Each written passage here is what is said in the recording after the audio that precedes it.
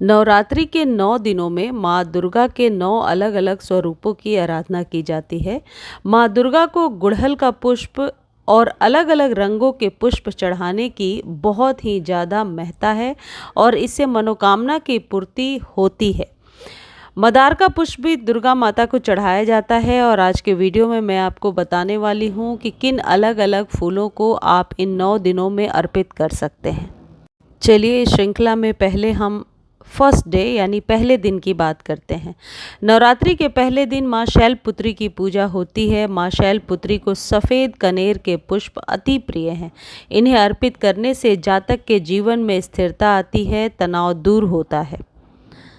सफ़ेद कनेर के पुष्प आपको आसानी से नर्सरी पर भी मिल जाएंगे या आपने घर में लगा रखा है तो अच्छी बात है, या फिर आप अभी जहाँ से आप फ्लावर्स ख़रीदते हैं वहाँ से ले सकते हैं। बहुत आसानी से आपको 10-15 रुपए में 4 या 5 फ्लावर्स वो दे देंगे। दूसरे दिन माँ ब्रह्मचारिणी को दूसरे दिन किस तरीके से पूजा करनी है ये जानना ज़रूरी है। वट यानी कि बरगद के पेड़ का फूल चढ़ाएं, इससे बुद्धि और ज्ञान में वृद्धि होती है, व्यवसाय में तरक्की मिलती है। और यदि ये फ्लावर्स आपके पास ना हो तो आप गुड़हल के फूल भी चढ़ा सकते हैं।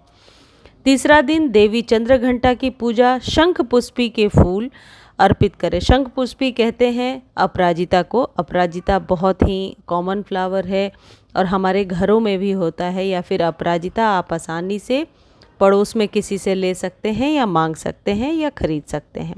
इससे आर्थिक स्थिति मजबूत होती है, पैसों का अभाव नहीं होता है।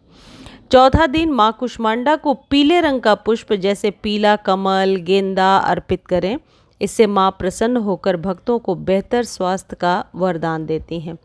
दोस्तों, जो पीले गेंदे का फूल है ये बहुत आसानी से अभी आपको मिल जाएगा किसी भी माली से, यदि आप बोल देंगे, या फिर किसी भी फ्लावर के दुकान से। नर्सरी पर तो इसकी पौध भी मिल रही है जो अभी ही ला करके आप घर में लगा सकते हैं। पांचवा दिन देवी स्कंद माता को पीले रंग का फूल पसंद है। मान्यता है इससे संतान सुख प्राप्त होता है और घर में खुशहाली आती है। अब पीले रंग के फूल की बात करें तो गेंदे के का फूल चढ़ा सकते हैं। यदि आपके पास पीला हिबिस्कस है यानी गुड़हल है तो वो चढ़ा सकते हैं, या फिर गुलाब चढ़ा सकते हैं, मतलब रंग पीला होना चाहिए। छठे दिन माँ कात्यायनी का पूजन बेर के पेड़ के पुष्प से करना चाहिए। इससे देवी अधिक प्रसन्न होती हैं और जातक को शीघ्र विवाह का वरदान देती हैं।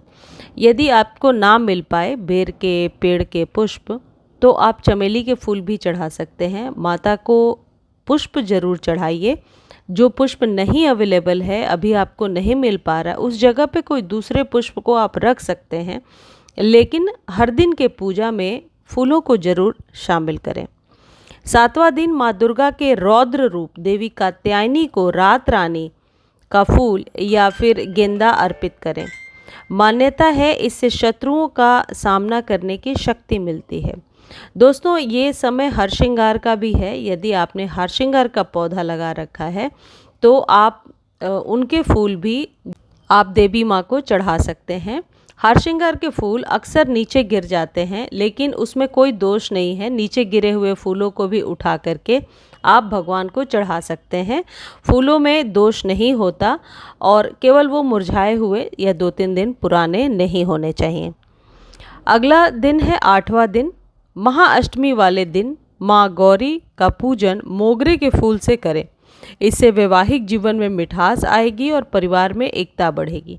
देखिए, अभी शारदीय नवरात्रि के समय मोगरे का सीज़न नहीं होता है, हो सकता है मोगरे का फूल ना मिले, तो चमेली का कोई भी फूल यदि आपके गार्डन में है या मिल जा रहा है तो चमेली के किसी भी फूल से आप कर सकते हैं पूजा। यदि नहीं है तो फिर गुड़हल का फूल तो सबसे प्रिय है। यदि जिस भी फूल को आप नहीं ले पा रहे हैं, नहीं है आपके पास, तो गुड़हल के फूल आप चढ़ा सकते हैं। 9वां दिन महानवमी नवरात्रि का आखिरी दिन होता है। इस दिन माँ सिद्धिदात्री की पूजा चंपा या गुड़हल के फूल से करनी चाहिए। इससे भक्तों को भौतिक सुखों की प्राप्ति होती है।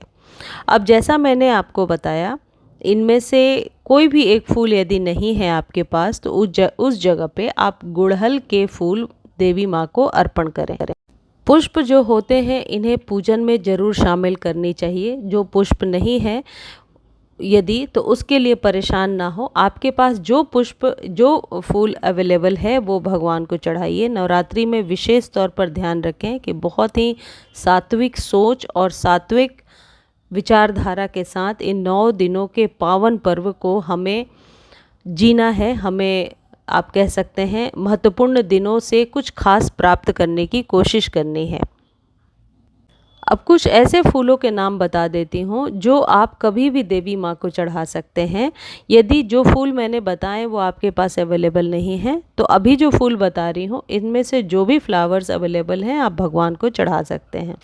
इसमें है गुड़हल, गुलदाउदी, कमल, चमेली, चंपा, गेंदा, सेवंती, कृष्ण कमल, बेला, पीला और सफ़ेद रंग का कमल, कनेर माँ बेहद पसंद है। तो इनमें से कोई भी फ्लावर्स आपके घर हों तो आप अपने पूजा में, रोज़ की पूजा में शामिल कर सकते हैं और देवी माँ को चढ़ा सकते हैं। बाकी जो फूल मैंने आपको बताए वो यदि मिल जाए तो इन 9 दिनों में आप उन फूलों को देवी माँ को अर्पण करें। मुझे उम्मीद है जानकारी आपको अच्छी लगी होगी। जानकारी अच्छी लगती है तो चैनल को लाइक, शेयर, सब्सक्राइब करना ना भूलें। सब्सक्राइब बिल्कुल फ्री है, उसके पैसे भी नहीं लगते। धन्यवाद।